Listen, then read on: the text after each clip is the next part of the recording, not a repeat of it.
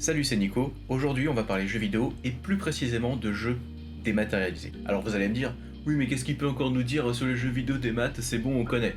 Eh bien, c'est là que je pense que vous vous trompez. Alors oui, vous consommez du dématérialisé, effectivement, mais est-ce que vous savez vraiment comment ça fonctionne? Est-ce que vous savez pourquoi ça fonctionne? Et la question qui nous intéresse aujourd'hui, pourquoi les jeux dématérialisés sont aussi chers que des jeux en physique, voire souvent plus chers qu'en physique? Observons tout d'abord le prix d'un jeu physique. Beaucoup pensent à tort que l'intégralité du prix de vente d'un jeu vidéo va aux développeurs. Et c'est totalement faux. Déjà, il y a 20% pour l'État. Voilà. On paye coupé, c'est la TVA. On est obligé de la payer. On a 18% pour l'éditeur du jeu. 15% pour le constructeur. En gros, c'est comme une taxe que va prendre Microsoft, Sony ou Nintendo pour pouvoir sortir le jeu sur leur console. 10% pour le grossiste, 22% pour le revendeur. Alors ça c'est juste énorme par contre, 22% pour celui qui revend, et enfin 15% pour le développeur. Donc au final, si on calcule sur 70 euros, le développeur il touche à peu près 10 euros. C'est pas fou. Maintenant, voyons du côté du dématérialisé. Et du coup, même moi, j'ai la réflexion souvent de me dire pourquoi le prix du démat est au prix du physique? Je veux dire, on n'a rien. C'est juste du code qui est stocké sur un serveur. C'est du contenu qui est dupliqué avec des licences d'utilisation. Pourquoi on paierait 60 euros un jeu physique et pourquoi on paierait les mêmes 60 euros pour un jeu dématérialisé pour lequel on n'a absolument rien?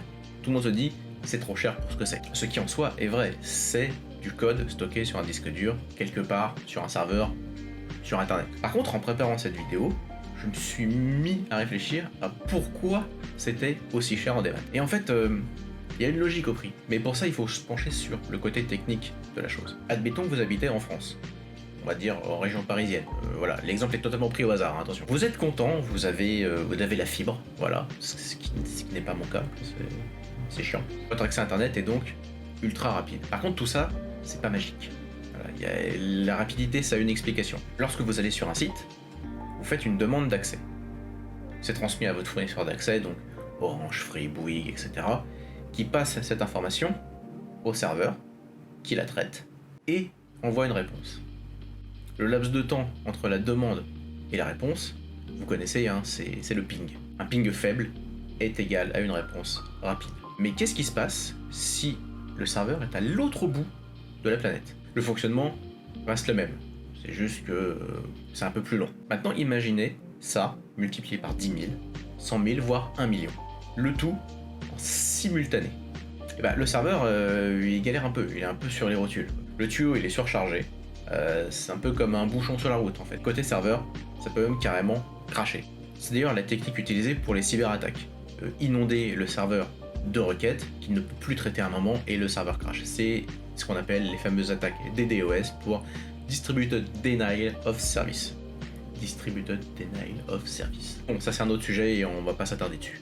Et comment faire pour éviter que le serveur crache? C'est là qu'entre en jeu ce qu'on appelle les CDN, pour Content Distribution Network. Et il y a des entreprises qui sont spécialisées dans les CDN. Donc les plus connus dans le milieu pro, hein, on va citer des exemples comme Akamai, Amazon, Cloudflare, Google fait aussi du CDN, même OVH fait du CDN. Alors on va dire, mais c'est quoi un CDN? C'est quoi le principe? Ça sert à quoi? Alors en fait, on place une flopée de serveurs à travers le monde au plus près de l'utilisateur, afin de répartir la charge. Chaque serveur contient une copie de chaque fichier. Dès qu'une personne va vouloir le contenu, au lieu d'aller taper le serveur qui est à l'autre bout de la planète, il va aller chercher ses fichiers sur le CDN qu'on a mis à disposition au plus près de lui en fait. Du coup tout le monde est content. On a le jeu rapidement, le serveur ne crache pas, la vie est belle. Par contre ce système a un coût. Et c'est pas donné les CDN. Donc oui, on peut râler sur le prix des jeux dématérialisés. C'est légitime puisqu'on n'a absolument rien entre les mains, rien de palpable. Et dans la conscience collective, quand on n'a rien, ça ne vaut pas ce prix-là. Mais du coup, on a un élément de réponse sur le pourquoi ça coûte aussi cher. Bon, ça me motivera pas à passer au tout des maths parce qu'il y a quand même une question qu'il faut se poser, c'est et si les serveurs ferment? Bah dans ce cas, on est un peu foutu. Il n'existe pas de moyen légal de récupérer ces jeux dématérialisés une fois que les serveurs sont fermés. Et j'insiste sur le légal. Vous avez acheté vos jeux en démat? On ferme. Si vous les avez pas sur votre console ou votre PC au moment où le serveur ferme, c'est fini, ils disparaissent. Pouf!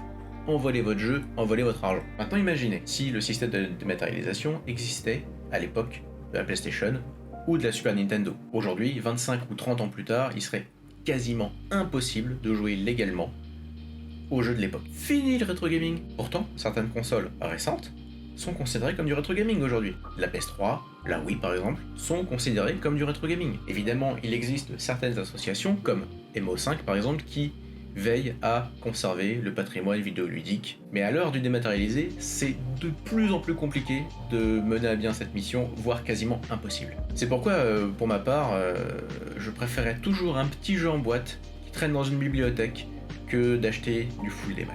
Parce que la boîte qui est derrière, elle attend qu'une chose, c'est de retourner dans la console pour une petite game. Cette vidéo est maintenant terminée, j'espère qu'elle vous aura plu.